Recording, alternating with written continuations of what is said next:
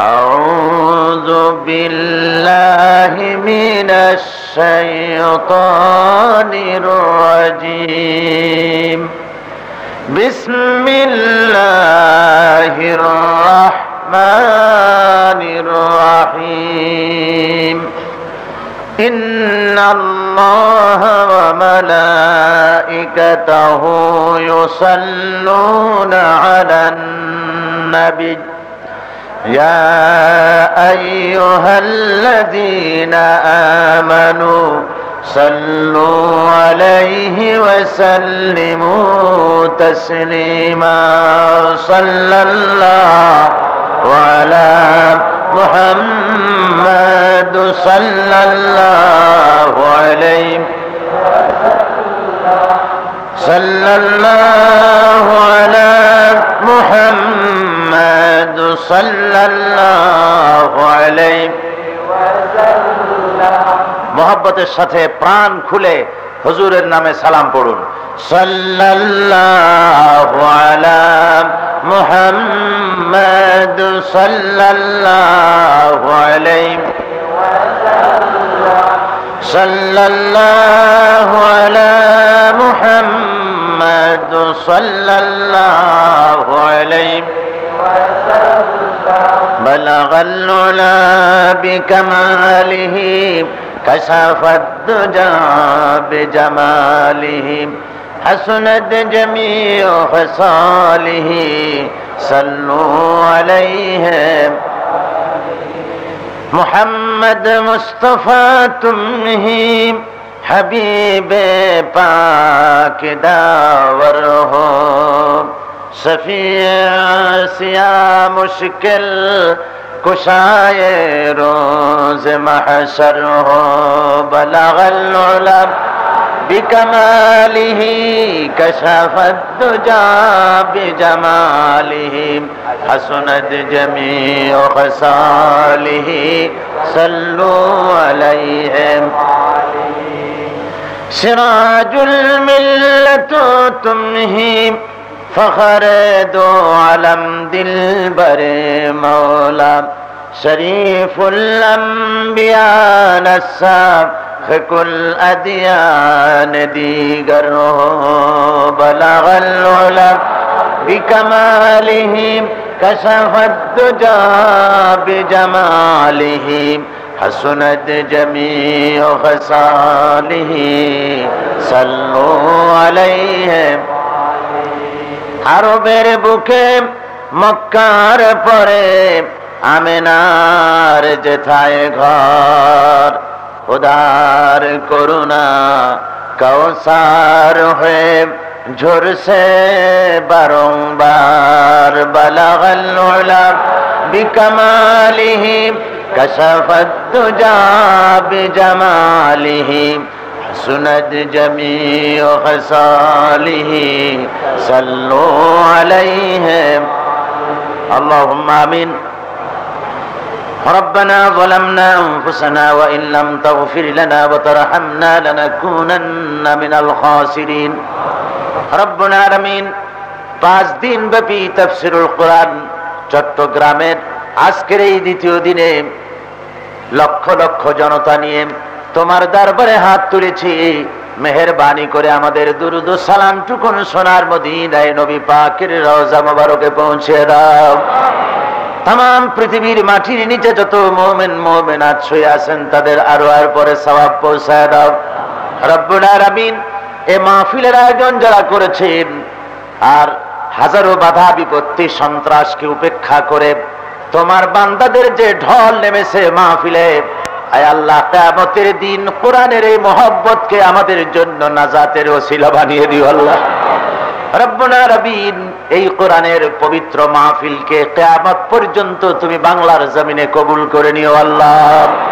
আয় আল্লাহ তাআলা এই মাহফিলে যারা শরীক হয়েছেন, আয় আল্লাহ যেদিন কিয়ামতের ময়দানে পায়ের নিচে হবে তামার মতো মাটি, মাথার উপরে প্রকাণ্ড সূর্যের কিরণ হবে, গুনাহগারের মাথার ঘিলুগুলি ফেটে নাক কান দিয়ে বেয়ে পড়তে লাগবে, জিহ্বাটা কুকুরের মতো ঝুলে নাভিস্থল পর্যন্ত পড়ে যাবে, সারা ময়দানে সারা পড়ে যাবে পানি পানি বলে। ওই দিনে আল্লাহ তোমার হাবিবের কাউসারের পেয়ালা আমাদের সকলের নসিব করে দিও। ইয়া রব करम तू अगर करे वो बात दे जुबां को जो दिल पर असर करे। रब्बना तक़ब्बल मिन्ना इन्नका अंतस समीउल अलीम व तुब अलैना इन्नका अंतत तव्वाबुर रहीम। सुब्हान रब्बिका रब्बिल इज्जति अम्मा यसिफून व सलामुन अलल मुरसलीन वल्हम्दुलिल्लाहि रब्बिल आलमीन। मोहतरम जनाब सभापति शेखुल हदीस अल्लामा अलहाज हजरत मौलाना शमसुद्दीन साहेब दामत बरकातहुमुल आलिया, हजरात उलमाए किराम, सम्मानित सुधीमंडली, उपस्थित आमार दीनदार ईमानदार मुसलमान भाइरा, पर्दार आड़ालेर मा ओ बोनेरा, अस्सलामु आलाइकुम व रहमतुल्लाहि व बाराकातुहू। আমরা মহান আল্লাহ রব্বুল আলামিনের দরবারে আলী শানে বিনয় অবনত চিত্তে শ্রদ্ধা জড়িত কণ্ঠে হৃদয়ের সবটুকুন আবেগ উচ্ছ্বাস শ্রদ্ধা সবটুকুনকে উজাড় করে প্রশংসা করছি সেই মহান মাবুদের, যিনি হাজারো সন্ত্রাস এবং হাজারো প্রতিকূল প্রতিবন্ধকতার ভেতর দিয়ে তার পাক কালাম, তার আখেরি কালাম, কালামে রব্বানি, আমাদের কলিজার চাইতে দামি কোরআন শরীফের মাহফিল হওয়ার এ তৌফিক দান করলেন, যিনি তার সামনে সেজদা অবনত হয়ে শুকরিয়া আদায় করছি আলহামদুলিল্লাহ। মহব্বতের সাথে জোরে সরে কার্পণ্যতা না করে সকলে জোরে সরে পড়ুন আলহামদুলিল্লাহ।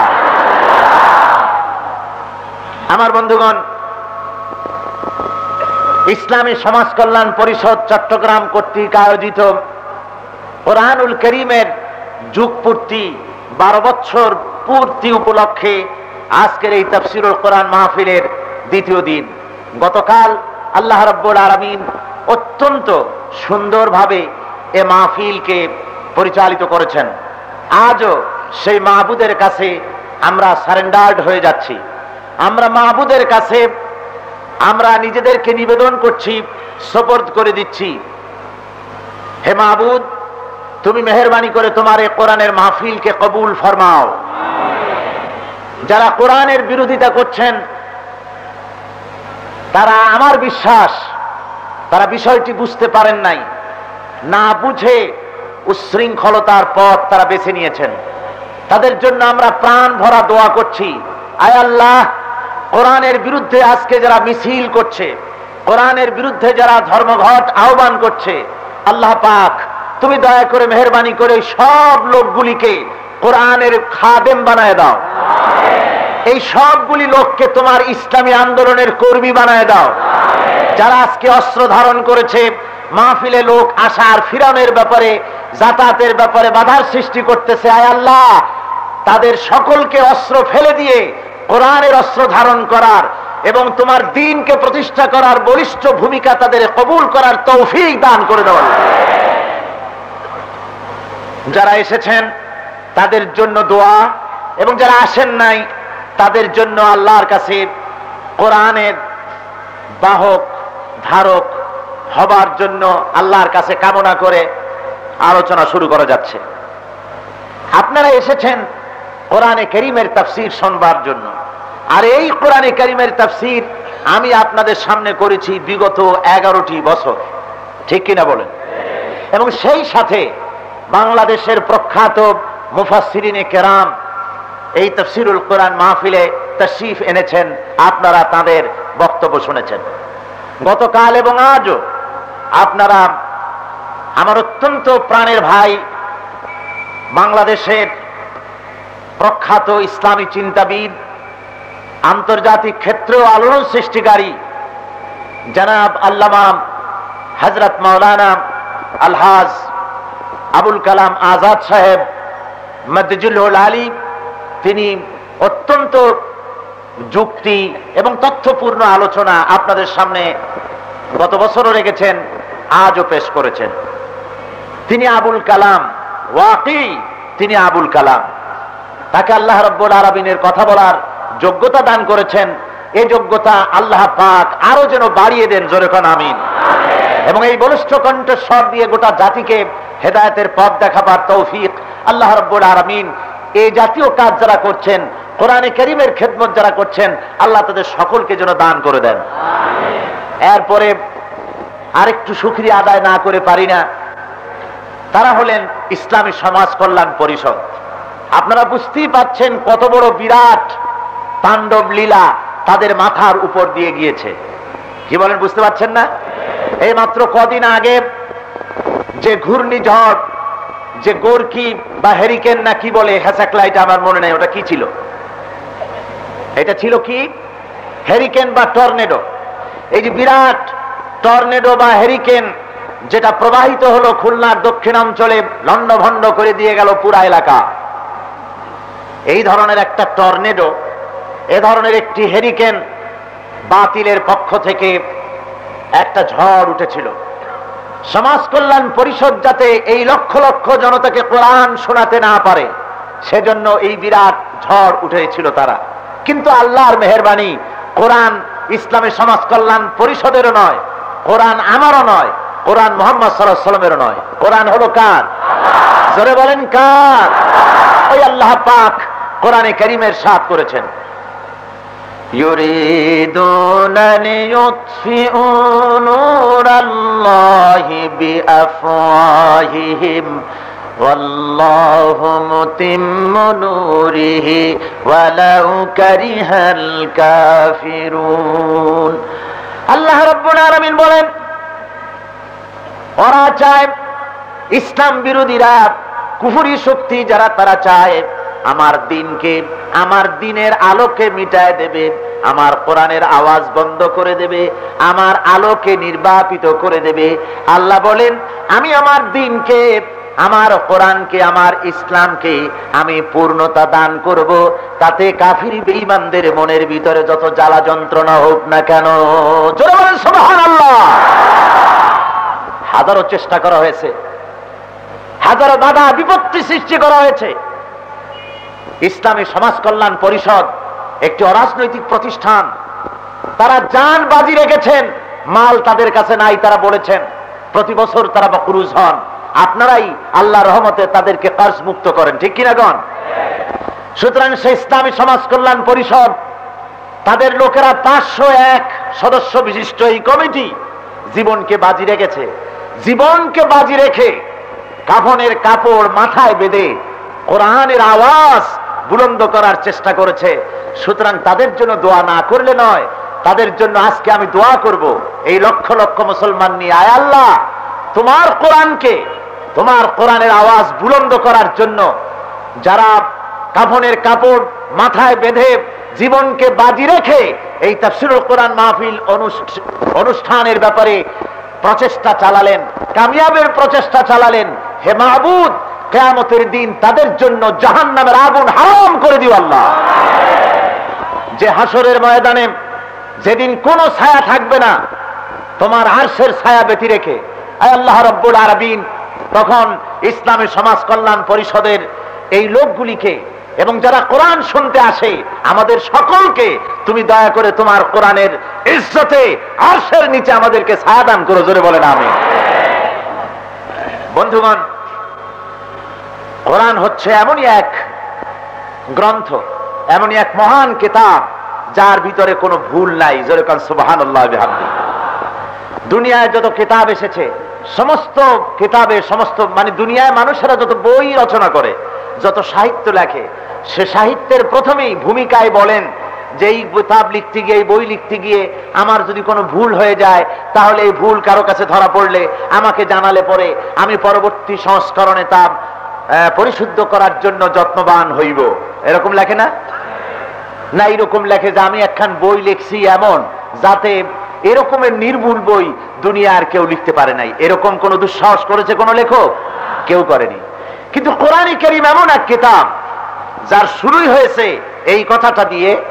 প্রথমেই গ্রন্থকার নিজের প্রশংসা করেছেন। দুনিয়ায় কোন গ্রন্থকার এমন নাই যিনি বই সূচনা করেছেন এই বলে যে আমার মতো সাহিত্যিক, আমার মতো কবি, আমার মতো দার্শনিক, আমার মতো ঐতিহাসিক পৃথিবীর বুকে আর কেউ নাই। এরকম বলতে পেরেছে কেউ? অথবা আমার এই বইয়ের মধ্যে কোনো ভুল নাই, কথা কেউ লেখেনি। সকলেই তার নিজের দুর্বলতা দিয়ে আর ভুল ত্রুটি আছে স্বীকার করে বই লিখেছেন। কিন্তু কোরআন এমন এক কিতাব, এই গ্রন্থের রচয়িতা সর্বপ্রথম নিজের প্রশংসা দিয়ে গ্রন্থ শুরু করেছেন। কি? আলহামদুলিল্লাহি রাব্বিল আলামিন। সবাই পড়েন আলহামদুলিল্লাহি রাব্বিল আলামিন। সমস্ত প্রশংসা যিনি তামাম জাহানের পাল্লেওয়ালা, যার কাছ থেকে কিতাব এসেছে। সুতরাং কিতাবের শুরুই হয়েছে গ্রন্থকারের প্রশংসা দিয়ে। তারপরে কিতাব যেখান থেকে শুরু হলো বলা হলো যালিকাল কিতাব লা রাইবা ফি। এটা এমনই এক কিতাব যার ভিতরে কোনো ভুল, কোনো সন্দেহের কোনো গুঞ্জাইশ নাই। সুবহানাল্লাহ। এতে কোনো ভুল নাই, কোনো সন্দেহ নাই। কোরআনের সামনের থেকে, পেছনের থেকে, ডানের থেকে, বামের থেকে শয়তান কোন রকমের এর মধ্যে কোনো ভুল, কোনো গলত কিছু ঢুকিয়ে দেওয়ার কোনো ক্ষমতা রাখে না। এরপরে কোরআনের ভুল ব্যাখ্যা দেওয়ারও কারো উপায় নাই, যেহেতু কোন ঈমানদার লোক কোরআনের ভুল ব্যাখ্যা দিতে পারবে না। তার কারণ রাসূল পাক সাল্লাল্লাহু আলাইহি ওয়াসাল্লাম বলেছেন, যে ব্যক্তি কোরআনের ব্যাখ্যা নিজের মত দিয়ে কোরআনের ব্যাখ্যা দেয় সে যেন তার নিজের জায়গা জাহান্নামে বানায় নেয়। জোরে বলেন নাউযুবিল্লাহ, জোরে বলেন নাউযুবিল্লাহ। সুতরাং কোরআন শরীফের তাফসীর কোন দ্বীনদার ঈমানদার যে আল্লাহকে ভয় করে, পরকালকে ভয় করে, জাহান্নামের ভয় যার কলিজায় আছে, কোরআন শরীফের অপব্যাখ্যা, ভুল ব্যাখ্যা প্রদান করা তার পক্ষে আদৌ সম্ভব নয়। কোরআন এমনই এক কিতাব যা বিশ্ববাসীর হেদায়েতের জন্য এসেছে। হুদাল লিন্নাস, গোটা বিশ্ববাসীর জন্য হেদায়েতের গ্রন্থ। তার মানে সঠিক, সোজা, সরল একটি ঋজু পথ কোরআন ছাড়া আর কেউ দিতে, যারা বলেন দিতে পারে না। একমাত্র কোরআনই দিতে পারে একটি সহজ সরল সঠিক পথের দিশা। আরবের জাহিলি যুগের কুসংস্কারাচ্ছন্ন সেই অসভ্য জাতি, তাদেরকে বিশ্বময় সভ্যতার পতাকাবাহী করেছে এই কোরআনে কারীম। জোরে বলেন সুবহানাল্লাহ। সারা দুনিয়ার ভিতরে শ্রেষ্ঠ জাত হিসাবে তাদেরকে প্রতিষ্ঠিত করেছে এই কোরআন। যুগে যুগে হাজারো হতাশ, অধঃপাতিত, নিপীড়িত জাতিকে আশার আলো দেখিয়েছে এই কোরআনে কারীম। আমার বন্ধুগণ, কিয়ামত পর্যন্ত সকল বিভ্রান্ত, হতাশ, নিপীড়িত, নিগৃহীত, নির্যাতিত মানবতার কল্যাণ প্রদর্শন করতে পারে, পথ দেখাতে পারে একমাত্র কোরআন। কে দিতে পারে? শুধু তাই নয়, বর্তমান যুদ্ধের, পারমাণবিক যুদ্ধের বিভীষিকা এবং বিশ্বময় সন্ত্রাস, হতাশা ইত্যাদি থেকে একটি সঠিক পথ যদি পেতে হয় তাহলে কোরআনে কারীমের কোনো বিকল্প নাই। কি বলেন, আছে নাকি কোনো বিকল্প? কোনো বিকল্প পথ নাই। একমাত্র পথ হলো কোরআন। কোরআনই পারে মানুষকে সঠিক ঈমানদার, চরিত্রবান, সঠিক মানুষে পরিণত করতে, সঠিক মুসলমানে পরিণত করতে, আল্লাহর গোলামে পরিণত করতে পারে একমাত্র কোরআনে কারীম। অন্য কোনো পথ নাই। অন্য কোনো মতাদর্শ দিয়ে যদি এটা সম্ভব হতো তাহলে দুনিয়ার বিভিন্ন দেশে যেখানে কোরআনের আইন নাই সেগুলি খুব সভ্য জাতে পরিণত হয়ে যেত। আপনারা বলতে পারেন ওয়েস্টার্ন সিভিলাইজেশনের কথা, পাশ্চাত্য সভ্যতার কথা, ইউরোপ আমেরিকার কথা, যে সেসব দেশের মানুষ কি সভ্য নয়? সেসব দেশের মানুষ যে কি আমি বিভিন্ন সময় আপনাদের সামনে তা বলেছি। আজকে তা আমার আলোচনার বিষয় নয়। আমি বলতে চাই কোরআনের বিকল্প অন্য কোনো এমন কোনো বিধান নাই, এমন কোনো কিতাব নাই যা দিয়ে মানুষকে সরল, সরল, সঠিক একটি পথে মানুষকে উজ্জীবিত করা যায়, সত্যিকারের মানুষে পরিণত করা যায়। আসুন, রাত অনেক হয়েছে, মানে অনেক হলেও খুব হয়নি। আমি আপনাদেরকে কোরআনে কারীম থেকে সরাসরি আলোচনা করব। সেখান থেকে আলোচনা করতে চাই যেখান থেকে মানুষের মৌলিক চিন্তা গঠন করার জন্য, মানুষকে বিশেষ করে মুসলমানদেরকে সত্যিকার মুসলমান বানাবার জন্য সত্যিকারের মুত্তাকি বানাবার জন্য, সত্যিকারের মুমিন বানাবার জন্য আল্লাহ রাব্বুল আলামিন যে জায়গাটিতে বলেছেন, আমি সেখান থেকে আপনাদের সামনে সেই মৌলিক কথাগুলি বলবো, যে কথাগুলি আপনার আমার বিশ্ববাসী সকলের জন্য জরুরি। চলুন কোরআন থেকে আলোচনা শুরু করা যাক। আর এই আলোচনা শুরুর আগে শয়তানের ওয়াসওয়াসা থেকে আরেকবার পানাহ চাই। একবার তো আপনারা আমার সাথে বলেছেন, আবারও আসুন। কোরআনের আলোচনা শুনতে হলে, কোরআন তেলাওয়াত করতে হলে আল্লাহ বলেছেন শয়তানের ওয়াসওয়াসা থেকে আমার কাছে পানাহ চাও। তার কারণ হলো এই যে শয়তান এমন এক চিজ যে ওর থেকে পৃথিবীর কোন গভর্নমেন্ট পানাহ দিতে পারে না। পারে নাকি? এই মাহফিলের চতুর্দিকে স্টেন গান, ব্রেন গান, এলএমজি, তারপরে কি কয় আপনার নানান রকমের অস্ত্রপাতি যত কিছু আছে, সব যদি আপনারা চতুর্দিকে ফিরায় ধরেন, ঘুরায় ধরেন, শয়তানের মাহফিলে প্রবেশ হওয়ার পথ বন্ধ করা যাবে? যাবে না। শয়তান থেকে আশ্রয় দিতে পারেন একমাত্র কে পারেন? পড়েন আমার সাথে, আউযু বিল্লাহি মিনাশ শাইতানির রাজীম, বিসমিল্লাহির রাহমানির রাহিম। বিতাড়িত মরদুদ শয়তানের ওয়াসওয়াসা থেকে পানাহ চাই পরম করুণাময় আল্লাহ রাব্বুল আলামিনের নামে। শুরু করা যাচ্ছে। লাইসাল বিররা আন তুওয়াল্লু বুজুহাকুম কিবালাল মাশরিকি ওয়াল মাগরিবি ওয়ালাকিন্নাল বিররা মান আমানা বিল্লাহ من آمن بالله واليوم الآخر والملائكة والكتاب والنبيين وآتى المال على حبه ذوي القربى واليتامى والمساكين وابن السبيل والسائلين وفي الرقاب وأقام الصلاة وآتى الزكاة والموفون بعهدهم إذا عاهدوا والصابرين في البأساء والضراء وحين البأس أولئك الذين صدقوا وأولئك هم المتقون صدق الله العظيم। সূরা বাকারা এটি দ্বিতীয় পারা 22তম রুকু। এই রুকুটিতে আল্লাহ রাব্বুল আলামিন মুমিনদেরকে, বিশেষ করে মুসলমানদেরকে যারা ঈমান এনেছে তাদেরকে আল্লাহ রাব্বুল আলামিন বলছেন, তোমরা পূর্ব দিকে মুখ ঘুরালে কি পশ্চিম দিকে, এটাই প্রকৃতপক্ষে মুমিন হওয়ার জন্য এটাই একমাত্র ব্যাপার নয়। পূর্ব দিকে পশ্চিম দিকে মুখ ঘুরালে, সেজদা দিলে, এটাই একমাত্র তোমাদের জন্য প্রকৃতপক্ষে মুমিন হওয়ার ব্যাপার নয়। বরং প্রকৃতপক্ষে মুমিন হওয়ার জন্য ওয়ালাকিন্নাল বিররা মান আমানা বিল্লাহ ওয়াল ইয়াউমিল আখির, প্রকৃতপক্ষে মুমিন হওয়ার জন্য, মুত্তাকি হওয়ার জন্য আল্লাহর উপরে বিশ্বাস স্থাপন করতে হবে। মুমিন হতে হলে পরকালকে বিশ্বাস করতে হবে, ফেরেশতা, কিতাব, নবী, নবিয়্যিন তাদের উপরে বিশ্বাস স্থাপন করতে হবে। আর আল্লাহ এবং রাসূলের মহব্বতে উদ্বুদ্ধ হয়ে নিকটবর্তী আত্মীয়, ইয়াতীম, মিসকিন, পথচারী, প্রবাসী এবং প্রার্থী আর গলদেশ মুক্তিদানের ব্যাপারে সাহায্যের হাতকে সম্প্রসারিত করতে হবে। নামাজকে প্রতিষ্ঠা করতে হবে, যাকাতকে আদায় করতে হবে এবং ওয়াদা পালন করতে হবে। আর ধৈর্য ধারণ করতে হবে বিপদে, মুসিবতে, সংঘর্ষে সব সময়ের জন্য। এই কাজগুলি যারা করতে পারবে তারাই হলো সত্যবাদী ঈমানের দাবিতে, আর তারাই হলো মুত্তাকি। এখানে আল্লাহ রাব্বুল আলামিন 10টি শর্ত আরোপ করেছেন। কটি শর্ত বলুন?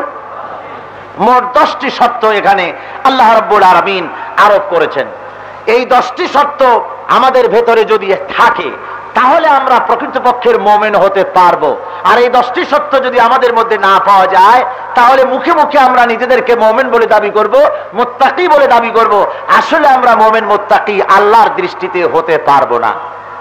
আমার বন্ধুগণ, ঈমান আনার জন্য শর্তই হলো কলেমার ঘোষণা দেওয়া, ঈমান বিল্লাহ। একজন মুসলমান কলেমা পড়ল, লা ইলাহা ইল্লাল্লাহু মুহাম্মাদুর রাসূলুল্লাহ। জোরে সোরে পড়েন, লা ইলাহা ইল্লাল্লাহ, লা ইলাহা ইল্লাল্লাহ, লা ইলাহা ইল্লাল্লাহু মুহাম্মাদুর রাসূলুল্লাহ। এই কলেমার ভিত্তিতে, এই কলেমার সূত্র ধরে সে নিজেকে মুমিন বলে দাবি করেছে ঠিকই, কিন্তু মুমিন হওয়ার জন্য যে সমস্ত শরায়েত আছে সেগুলি সে বুঝতেও পারে নাই অনেক ক্ষেত্রে, এবং এগুলি গ্রহণও করতে পারেনি। আমি কোরআনে কারীমের এই আয়াতের ব্যাখ্যা করার আগে আরেকটি জিনিসের ব্যাখ্যা প্রদান করা জরুরি বোধ করছি। সেটি হলো এই যে মানুষকে সর্বপ্রথম তার নিজের সম্পর্কে একটা ধারণা হওয়া দরকার।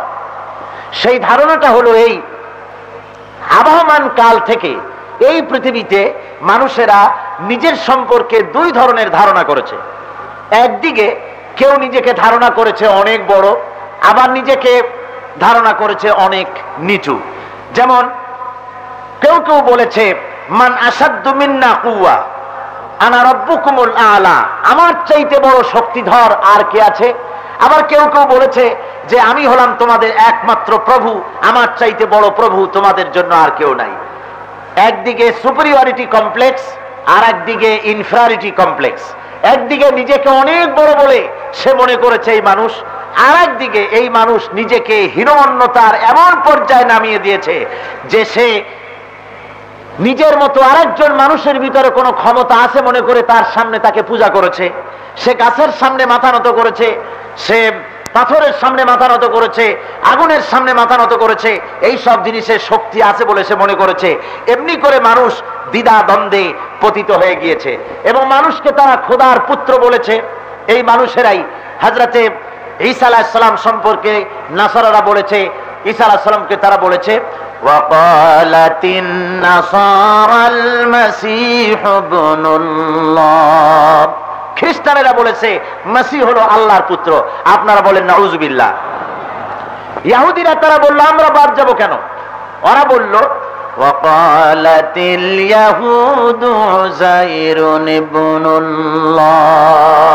ইহুদিরা তারা বলল আমরা হলাম, আমাদের উযাইর হলেন আল্লাহর পুত্র।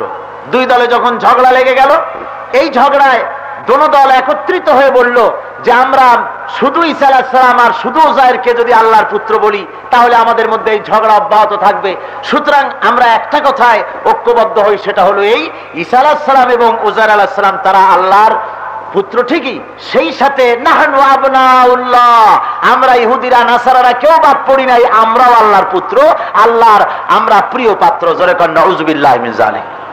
এভাবে মানুষ একদিকে নিজেকে অনেক বড় মনে করেছে, এবং আরেকদিকে নিজের মতো আরেকটা মানুষের সামনে তাদের মাথা নত করে দিয়েছে। হযরত ঈসা আলাইহিস সালাম সম্পর্কে খ্রিস্টানেরা মনে করে যে তিনি হলেন মানুষের ত্রাণকর্তা, এবং তাকে খোদার পুত্র বলে তারা ঘোষণা করেছে। পৃথিবীতে কোটি কোটি মানুষ এমন আছে যারা গাছের মধ্যে শক্তি আছে, মাটির মধ্যে শক্তি আছে, পাথরের মধ্যে শক্তি আছে মনে করে তাদেরকে পূজা করে, শ্রদ্ধা করে। এমনি করে মানুষরা দুই শ্রেণীতে বিভক্ত হয়েছে। কোরআনের আমি যেখানে তেলাওয়াত করেছি ওখান থেকে আলোচনা করার আগে, ব্যাখ্যা করার আগে, মানুষ আসলে তার মর্যাদাটা কি এবং ঈমানের মূল সূত্র কি সে কথাটিকে আপনাদের সামনে বুঝিয়ে দেওয়া প্রয়োজন বলে আমি বোধ করছি। মানুষের প্রকৃত মর্যাদা কি, সেই মর্যাদা সম্পর্কে এই দুই চরম মতবাদকে বাতিল করে দিয়ে ইসলাম একটি সহজ সরল পথ মানুষের সামনে টেনে ধরেছে। বলা হয়েছে তুমি নিজেকে যত বড় মনে করো, আসলে তুমি তত বড় নয়, তুমি তত বড় নয়। তুমি নিজেকে মনে করো বিরাট ক্ষমতার মালিক, আসলে তুমি কোনো ক্ষমতার মালিক নও। আল্লাহ রাব্বুল আলামিন বলেন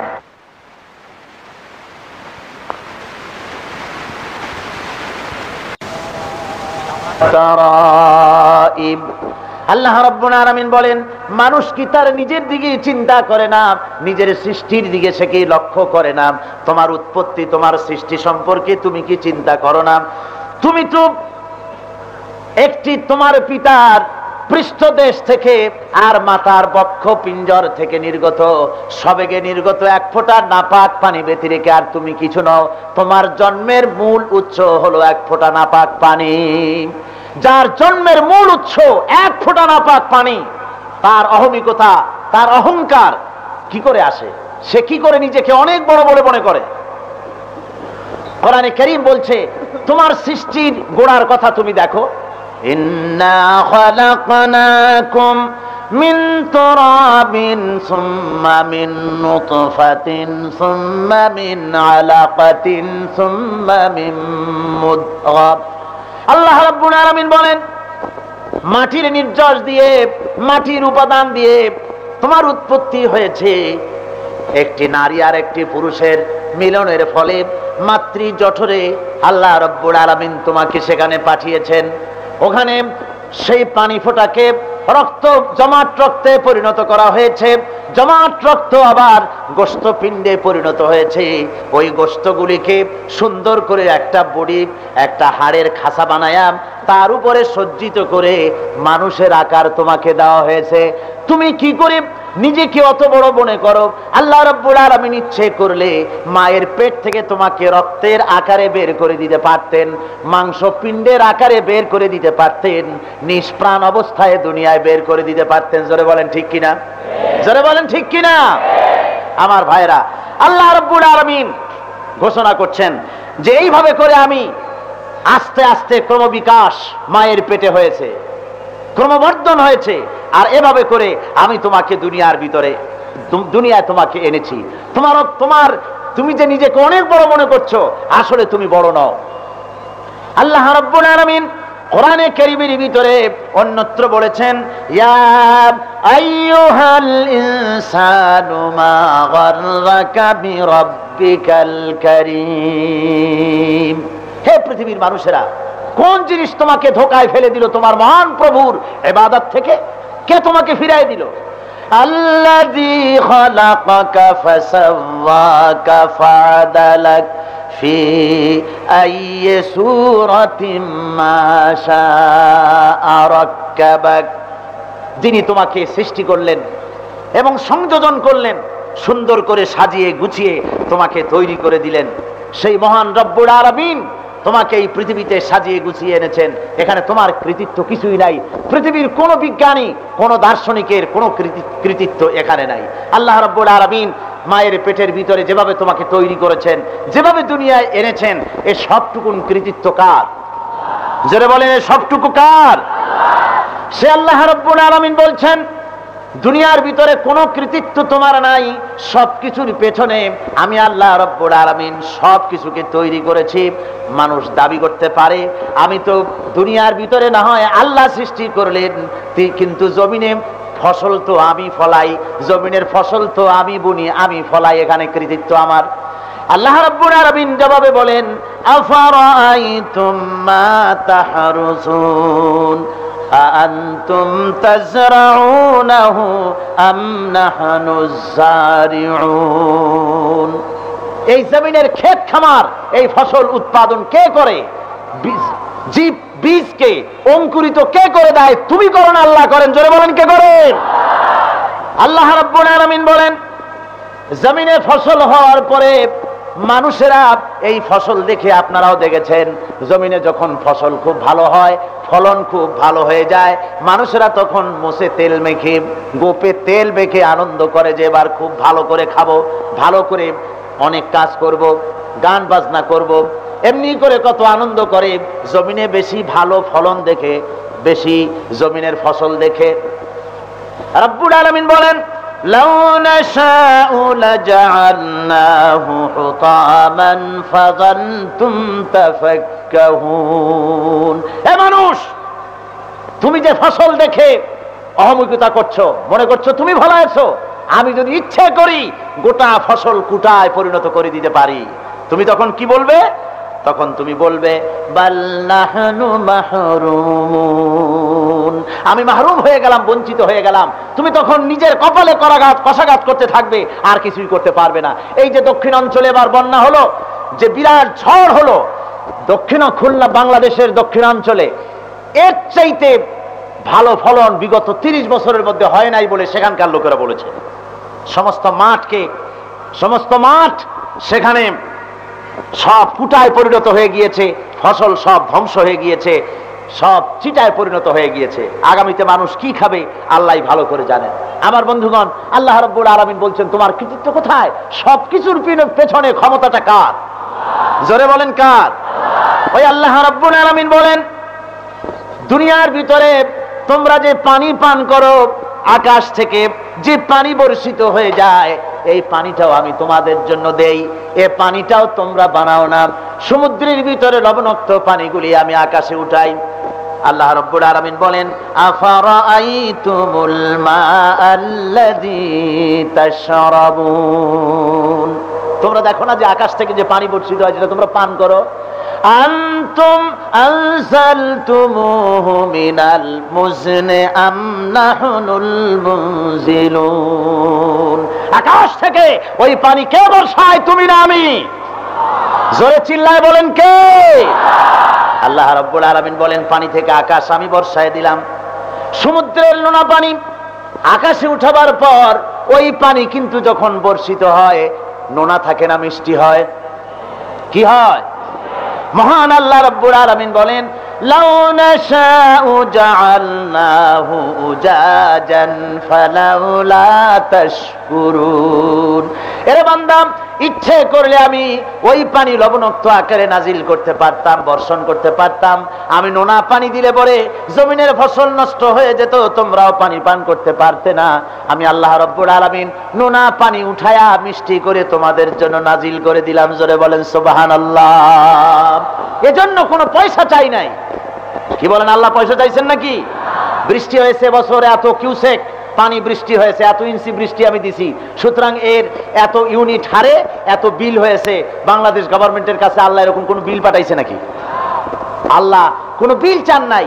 আল্লাহ চান শুকরিয়া আদায় করো বান্দারে, আমার শুকর আদায় কর। বল আলহামদুলিল্লাহি রাব্বিল আলামিন। সবাই পড়েন আলহামদুলিল্লাহি রাব্বিল আলামিন।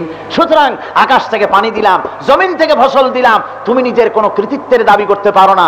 সমস্ত কৃতিত্বের দাবিদার একমাত্র কে? জোরে বলেন। আমি আর আল্লাহর নাম নিতে শরম করে নাকি? ভয় করে? জোরে সরে বলেন, সমস্ত কৃতিত্বের দাবিদার কে? হকদার কে? মহান আল্লাহ রাব্বুল আলামিন। সুতরাং এই যখন অবস্থা, সবকিছুর মালিক যখন আল্লাহ রাব্বুল আলামিন, আল্লাহ রাব্বুল আলামিন তখন বলছেন ফাসাব্বিহ বিসমি রাব্বিকাল আযীম। এই যখন অবস্থা, তখন তোমরা সকলেই আল্লাহর সামনে তাসবিহ পড়ো, সিজদায় অবনত হয়ে যাও। সবাই পড়েন সুবহানা রাব্বিয়াল আযীম, সুবহানা রাব্বিয়াল আলা, সুবহানাল্লাহি বিহামদিহি, রব্বানা লাকাল হামদ হামদান কাসীরান তাইয়িবান মুবারাকান ফি। সমস্ত প্রশংসা ওই মহান আল্লাহ রাব্বুল আলামিনের, আর কারো কোনো প্রশংসা হতে পারে না।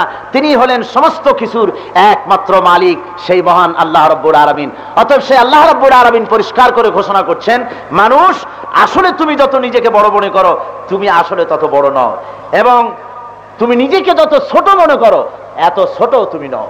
তুমি আর একটা মানুষের ভিতরে ক্ষমতা আছে বলে তার সামনে মাথা নত করে দাও। একটা গাছের সামনে মাথা নত করো, একটা সাপের সামনে মাথা নত করো, একটা পাথরের সামনে মাথা নত করো, এবং তাদের কাছে মাথা নত করে তুমি তোমার ইজ্জতকে নষ্ট করো। তুমি যত বড় মনে করো তুমি তত বড় নও, এবং যত ছোট মনে করো তুমি আসলে তত ছোটও নও। আসলে তোমার পজিশন কি? মহান আল্লাহ রাব্বুল আলামিন দুনিয়ার মানুষের পজিশন বর্ণনা করছেন। وَلَقَدْ كَرَّمْنَا بَنِي آدَمَ وَحَمَلْنَاهُمْ فِي الْبَرِّ وَالْبَحْرِ وَرَزَقْنَاهُمْ مِنَ الطَّيِّبَاتِ। আল্লাহ রাব্বুল আলামিন বলেন, আদম সন্তানকে আমি মর্যাদা দান করেছি, আর স্থল এবং জলভাগে আমি তাদের জন্য সওয়ারি বানিয়ে দিয়েছি, তাদের চলাফেরার সুযোগ দিয়ে দিয়েছি। আর গোটা পৃথিবীর ভিতরে মানব জাতিকে আমি আমার সম্মানিত মেহমান হিসাবে আমি তাদেরকে দেখেছি। জোরে বলেন সুবহানাল্লাহ। এ মানুষ হলো গোটা পৃথিবীর ভিতরে সবচাইতে সম্মানিত সৃষ্টি। লাকাদ খালাকনাল ইনসানা ফি আহসানি তাকবীম। মানুষ হলো পৃথিবীর সর্বশ্রেষ্ঠ সবচাইতে সুন্দরতম সৃষ্টি। জোরে বলেন সুবহানাল্লাহ বিহামদি।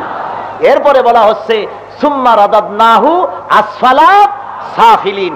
আবার এই মানুষ এত নিচে যেতে পারে যেখানে শয়তানও যেতে পারে না। মানুষ এত উপরে উঠতে পারে যেখানে ফেরেশতাও উঠতে পারে না। মানুষ এত নিচে যেতে পারে যেখানে শয়তানও যেতে পারে না। মুহাম্মদুর রাসূলুল্লাহ হুজুরের নাম শুনে দরুদ পড়া কি নফল না সুন্নত? মাশাআল্লাহ। আমার শ্রোতারা সত্যি খুবই সেনসিটিভ এবং খুবই সতর্ক, সজাগ, সুবিজ্ঞ। তারা জবাব দিয়েছেন রাসূলের নাম শোনা মাত্রই পড়তে হবে দরুদ সাল্লাল্লাহু আলাইহি ওয়াসাল্লাম। হুজুর বলেছেন তার মতো বখিল আর কেউ নাই যে আমার নাম শোনে আর তারপরে আমার প্রতি দরুদ পাঠায় না। আল্লাহর কোটি কোটি ফেরেশতা আছে, অগণিত ফেরেশতা। তার মধ্য থেকে এ ধরনের লক্ষ লক্ষ এক শ্রেণীর ফেরেশতা আল্লাহ ছড়িয়ে রেখেছেন সারা বিশ্বময়। তাদের আর কোনো কাজ নাই, একটাই কাজ। আবু দাউদ শরীফের হাদিসে এসেছে, আল্লাহর নবী বলেন ওই ফেরেশতাদের শুধু একটাই কাজ, সেটা হলো এই দুনিয়ার কোন প্রান্তে কোন মানুষ যদি আমার প্রতি দরুদ পড়ে, ওই ফেরেশতাদের কাজ হলো তারা ওই দরুদকে মুখে করে নিয়ে মদিনায় এসে আমার কাছে পৌঁছে দেওয়া। সুবহানাল্লাহ বিহামদি। সুতরাং রাসূলের নাম শোনা মাত্রই দরুদ পড়া ওয়াজিব। ভয় নাই। কুল আরাইতুম ইন জাআলাল্লাহু আলাইকুমুন নাহারা সারমাদান ইলা ইয়াউমিল কিয়ামা। আল্লাহ পাক বলেন আমি যদি ইচ্ছে করি, হে নবী আপনি বলুন, আল্লাহ যদি ইচ্ছে করেন দিনটাকে টেনে নিয়ে কিয়ামত পর্যন্ত টেনে নিতে পারেন, আর রাত আসবে না। মান ইলাহুন গায়রুল্লাহি ইয়াতিকুম বিলাইলিন তাসকুনুনা ফীহি আফালা তুবসিরুন। দিনটাকে যদি কিয়ামত পর্যন্ত আমি লম্বা করে দেই, তাহলে কি আছে এমন যেই দিনকে বিদায় করে দিয়ে রাতের আধার এনে দিয়ে তোমাদেরকে ঘুমাবার মতো আরাম করে দেবে, আরামের পরিবেশ সৃষ্টি করে দেবে? এমন কেউ আছে নাকি? আছে কেউ? তাহলে ক্ষমতা কার? সেজন্য শিরক হচ্ছে ক্ষমার অযোগ্য অপরাধ, ক্ষমার অযোগ্য অপরাধ। ইন্নাল্লাহা লা ইয়াগফিরু আন ইউশরাকা বিহি ওয়া ইয়াগফিরু মা দুনা যালিকা লিমান ইয়াশা। আল্লাহ কেবল শিরকের গুনাহ মাফ করবেন না, এছাড়া সব গুনাহ মাফ করবেন। যেটা ইচ্ছে করবেন, শিরকের গুনাহ মাফ হবে না। তবে যদি কেউ চোখের পানি দিয়ে আল্লাহকে রাজি করতে পারে, আল্লাহ শিরক আর করব না, এভাবে যদি তওবা করে চোখের পানি ফেলে, আল্লাহ পাক মাফ করতে পারে। মাফ করার মালিক কে? শিরক মস্ত বড় অপরাধ। এই অপরাধ ক্ষমার অযোগ্য, ক্ষমার অযোগ্য। শিরক হচ্ছে একটা বোমার মতো, ডিনামাইট। কিসের মতো? বোমা, ডিনামাইট। মনে করেন এই চট্টগ্রাম শহরের সবচাইতে বড় বিল্ডিং, সেই বিল্ডিংটা বানাতে 10 বছর বা 5 বছর সময় লাগে। 10 কোটি টাকা 20 কোটি টাকা খরচ করে বিরাট বিল্ডিং বানানো হলো। বানাইতে সময় লাগলো 5 বছর, টাকা খরচ হইলো কত কোটি? 10 কোটি বা 20 কোটি। এটাকে ধ্বংস করার জন্য একটা ডিনামাইট কেনেন, ওর দাম কত আমি জানি না, ধরি 5,000 টাকা কি 10,000 টাকা। সামরিক বাহিনীর লোকেরাই বলতে পারবে দাম কত। একটা ডিনামাইট কিনে সেই 10 কোটি টাকা খরচ করা বিল্ডিংটার নিচে রেখে দেন, তারপরে রিমোট কন্ট্রোল নিয়ে বাইরে দাঁড়ান, সুইচটা টেপেন, সুইচ টেপার সঙ্গে সঙ্গে বিল্ডিংটা দাঁড়ায় থাকবে না, উড়ে যাবে। 5 বছর বসে কষ্ট করে শত শত শ্রমিকরা 10 কোটি বা 20 কোটি টাকা খরচ করে যে বিল্ডিংটা বানাইলো, সেই বিল্ডিংটা উড়াই দিতে সময় লাগলো কয়েক সেকেন্ড, টাকা লাগলো 5000। ঠিক কিনা? এবার শিরক হলো ঠিক ডিনামাইটের মতো, বোমার মতো। আল্লাহ রাব্বুল আলামিন সূরা ফুরকানের মধ্যে বলেছেন, ওয়াকাদিমনা ইলা মা আমিলু মিন আমালিন ফাজআলনাহু হাবাআম মানসুরা। আমি তাদের কৃতকর্মের দিকে মনোনিবেশ করব, তাদের আমলগুলি বিক্ষিপ্ত ধূলিকণায় পরিণত করে দেব। যখন তাদের আমলনামা দেখব এবং সেখানে যখন আমলের ভিতরে শিরক মিশ্রিত অবস্থায় দেখতে পাবো, ফাজআলনাহু হাবাআম মানসুরা, মুহূর্তের ভিতরে সমস্ত নেক আমলগুলি ধূলি কোণায় পরিণত করে দেব। তার আমলের কোনো দাম নাই, এই আমলের কোনো দাম আমার কাছে হবে না। ওই 10 কোটি টাকার বিল্ডিং যেমন 5000 টাকার ডিনামাইটে উড়ে চলে গেল 5 মিনিটে, সারা জীবনের নামাজ, রোজা, হজ, যাকাত একটা শিরকের কারণে আল্লাহ পাক বলছেন ফাজআলনাহু হাবাআম মানসুরা, ধুলি কণার মতো উড়ায় দেব। ফাহাবিতাত আ'মালুহুম ফালা নুকিমু লাহুম ইয়াওমাল কিয়ামাতি ওয়াজনা। তাদের সমস্ত কর্ম বিনষ্ট হয়ে গেছে, কিয়ামতের দিন তাদের কোনো গুরুত্ব দেওয়া হবে না, আমার কাছে তারা কোনো গুরুত্ব পাবে না। এই গুরুত্বটা কি? এই গুরুত্বটা হচ্ছে এই পৃথিবীর বুকে দুনিয়ায় যত বড় বড় কৃতিত্ব তোমরা করেছো, বিশাল বিশাল সুরম অট্টালিকা, বিশ্ববিখ্যাত বিশ্ববিদ্যালয়, সুবিশাল লাইব্রেরি, সুবিস্তৃত আর্ট গ্যালারি, পৃথিবীর মধ্যে যা কিছু করেছো এগুলি আমি কোনো গুরুত্ব দেব না। যদি আমল খারাপ হয়, যদি শিরক মিশ্রিত হয়, এগুলির কোনো দাম আমার কাছে নেই, আল্লাহর দরবারে এগুলির কোনো মূল্য হবে না। এখন আল্লাহর কাছে মূল্য পেতে হলে আমার নবীজি বলেছেন, কিয়ামতের দিন মানুষের উপরে আল্লাহর হক আছে আর আল্লাহর উপরে মানুষের হক আছে। সে হকটা কি?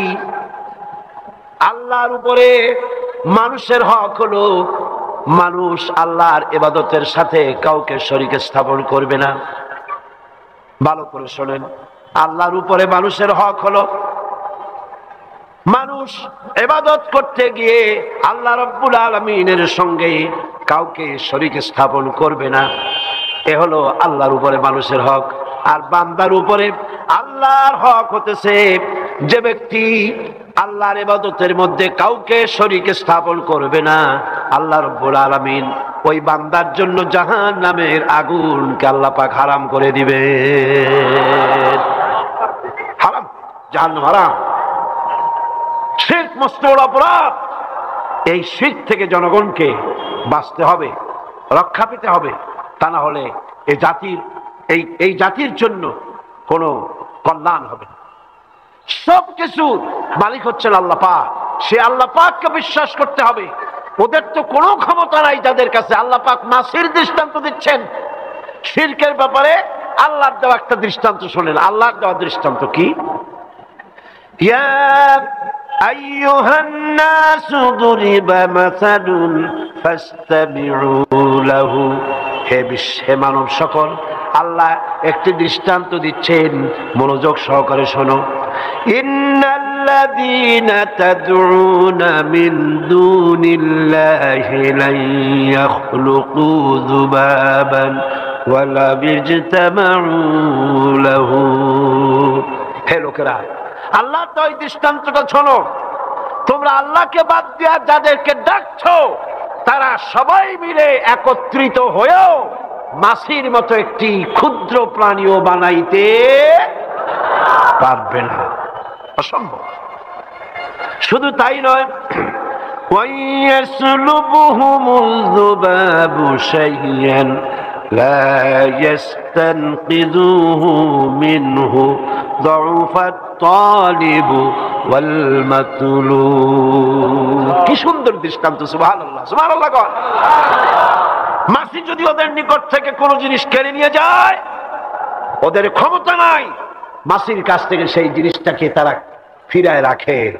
এই যে মূর্তিগুলি বানায়া পূজা করা হয়, ওই মূর্তিগুলির সামনে খাবার দেওয়া হয় না, হয় কিনা? কমলা দেয়, বেদানা দেয়, রসগোল্লা দেয়, আরো কত খাবার দেয়। মাসিতে এসে যদি সবগুলা নিয়ে যায়, 10টা হাত 12টা হাত, একটা হাতের একটা আঙ্গুল দিয়ে মাসিটা উড়াই দিতে পারবে? পারবে না। হাদিস শরীফে আসছে, এক কাফের হুজুরের কাছে একবার একটা ভাঙ্গা মূর্তি নিয়ে আসছে। রাসূলুল্লাহ জিজ্ঞেস করলেন, এইটা কি? এটা ভাঙ্গা কেন? কয় যে হুজুর, এটা তো আমার খোদা, এইটা নিয়ে আমি সবসময় সাথে রাখি, না জানি কোন সময় কোন বিপদে পড়ি, সেই জন্য বিপদ থেকে রক্ষা কর্তা হিসাবে ওরে আমি সব সময় সাথে রাখি। প্রতিমধ্যে আসতে গিয়ে আমার পেশাব অথবা পায়খানার জরুরত হলো, তো আমি এটাকে রাস্তার পাশে দাঁড় করায় থুইয়া ওই কাম করতে গেছি।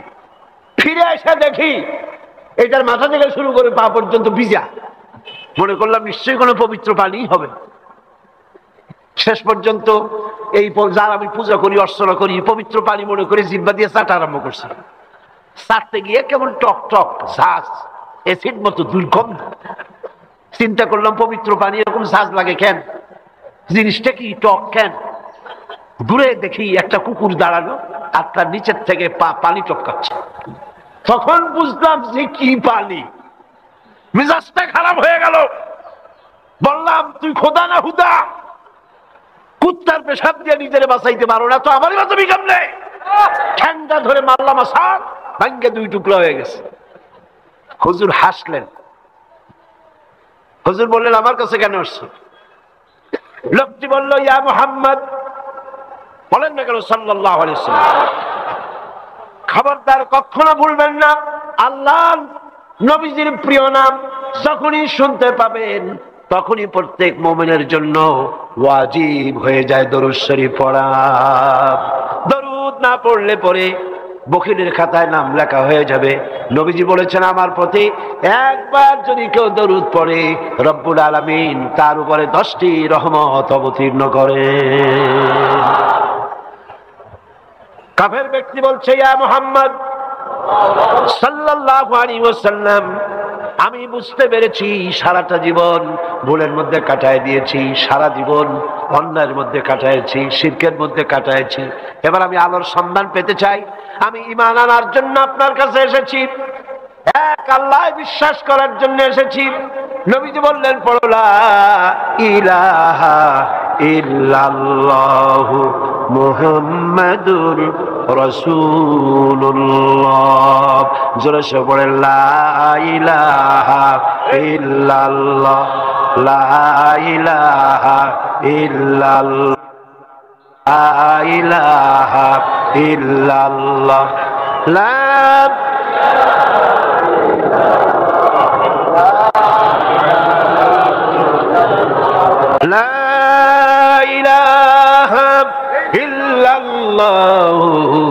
মুহাম্মাদুর রাসূলুল্লাহ। ভাইরা আমার, সমস্ত ক্ষমতা একচ্ছত্র মালিক কে? আল্লাহ। সুতরাং কবরের কাছে এই মাসালা বারবার আমি বলেছি, আল্লাহর ওলিদের কবর যদি চোখের সামনে কোথাও পড়ে, জিয়ারত করবেন, দরুদ শরীফ পড়বেন। কিছু দিতে যাবেন, কিছু পাইতে যাবেন না। কি দেবেন? মোমবাতি, আগরবাতি, টাকা, চাদর, পয়সা না। কি দেবেন? সওয়াব। দরুদ শরীফ পড়বেন, সূরা ফাতিহা শরীফ পড়বেন, সূরা ইখলাস পড়বেন, দোয়া। কিছু পাইতে যাবেন। সূরা কাফের মধ্যে আল্লাহ পাক বলেছেন, যারা এখানে শুয়ে আছে, যাদের কবরের কাছে যাচ্ছ, কিছু চাইতেছ, কান পেতে শোনো, একটা শ্বাসের আওয়াজ কানে আসবে না। তোমারে কি দিবে? সুতরাং জিন্দা মুর্দা মানুষের কাছে পাওয়ার কিচ্ছু নাই। জিন্দা মানুষ দোয়া করতে পারে, আল্লাহর ওলিরা দোয়া করতে পারেন। কি করতে পারেন? দোয়া করতে পারেন। কবুল হবে কিনা আল্লাহ পাক ভালো জানেন। কে ভালো জানেন? আল্লাহ পাক ভালো জানেন। কবরের দিকে কবর পূজার জায়গা হয়ে গিয়েছে আজকাল। কবরস্থানগুলিকে বেশি করে সাজানো হচ্ছে, বিরাট বিরাট গম্বুজ বানানো হচ্ছে, চাদর দেওয়া হচ্ছে, আগরবাতি মোমবাতি দেওয়া হচ্ছে। শিরক জায়েজ নাই, জায়েজ। রাসূল করিম সাল্লাল্লাহু আলাইহি ওয়াসাল্লাম বলেছেন, লা তাজলিসু আলাল কুবুর ওয়ালা তুসাল্লু আলাইহা, কবরের উপরে বসো না এবং সেদিকে মুখ করে নামাজ আদায় করো না। কবর জিয়ারত করার সময় যদি কবরের কাছে যান, জিয়ারত করার সময় দোয়া দুরূদ পড়িয়া মুনাজাত করবেন। কোন দিকে ফিরে? কোন দিকে ফিরে? আপনি কবরের দিকে ফিরেও ইমানদার লোকেরা মুনাজাত করবে না। তার কারণ হলো, এটা প্রমাণ হয় আপনি যেন কবরের কাছে যাচ্ছেন। মনে থাকবে? মনে থাকবে? আল্লাহ তৌফিক দান করুন বলি আমিন। আল্লাহ তৌফিক দান করুন।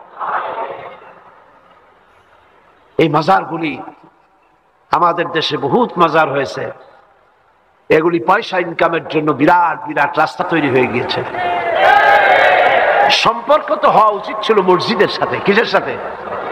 মসজিদের সাথে সম্পর্ক। গভর্নমেন্ট যদি ইমানদার হয়, সমস্ত মাজারগুলি গভর্নমেন্ট কন্ট্রোল করবে, এগুলি পাহারা দেবে, এগুলিতে যাতে লোকেরা সেজদা না দিতে পারে, এটা ইমানদার গভর্নমেন্টের দায়িত্ব।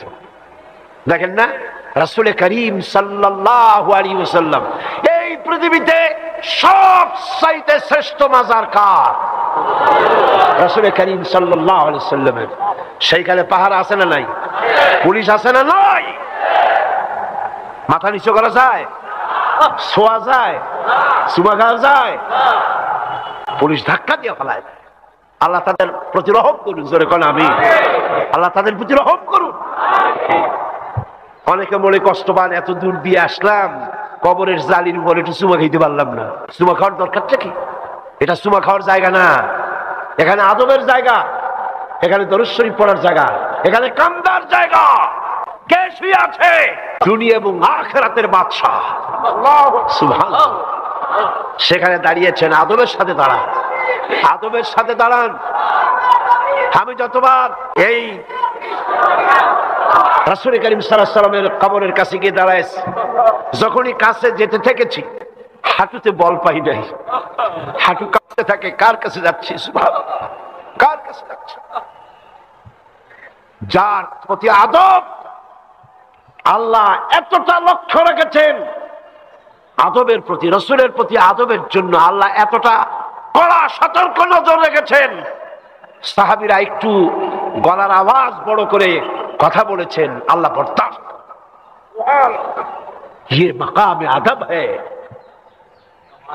আল্লাহ রাব্বুল আলামিন ঘোষণা করে দিলেন, ইয়া আইয়ুহাল্লাযীনা আমানু লা তারফাউ আসওয়াতাকুম ফাওকা সাউতিন নবী।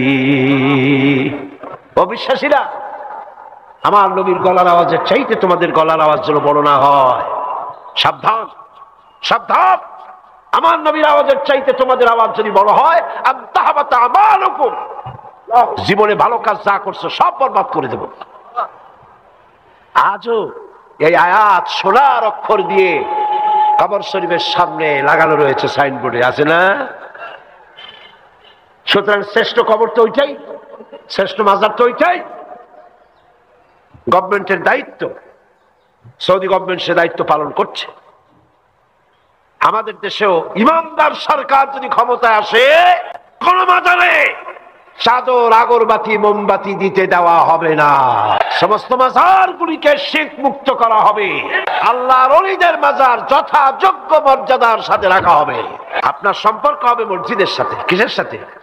মসজিদ। পৃথিবীর শ্রেষ্ঠ জায়গা কোনটা আর নিকৃষ্ট জায়গা কোনটা? মসজিদের সাথে সম্পর্ক গড়ে তুলুন।